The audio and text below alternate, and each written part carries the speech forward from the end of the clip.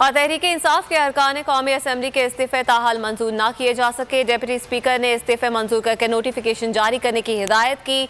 Assembly secretariat ने कासिम सूरी को sorry कह दिया। वाज़ेह किया तस्दीक और जांच पड़ताल के लिए हर रुकन को बुलाना जरूरी है।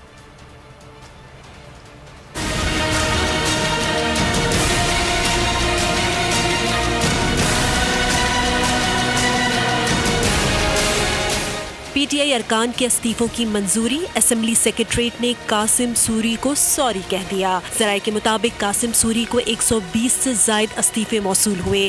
डिप्टी स्पीकर ने इस्तीफों की मंजूरी में जरा भी ताखीर नहीं की। जराये का कहना है कि कासिम सूरी ने नोटिफिकेशन जारी करने का हुक्म दिया। कौमी असेंबली सेक्रेटरीट ने मुकम्मल जांच पड़ताल और तस्दीक लाजमी करार दे दी।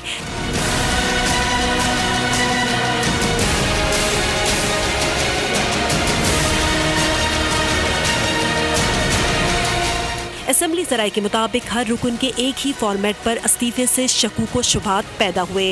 मंजूरी से कबल हर मुस्ताफी रुकन को जाती तौर पर तस्दीक के लिए बुलाया जाए। इस्तीफा हाथ से लिखा गया हो या टाइप शुदा, तस्दीक लाजमी है। जराये का कहना है कि अभी तक किसी रुकन का इस्तीफा मंजूर नहीं हुआ।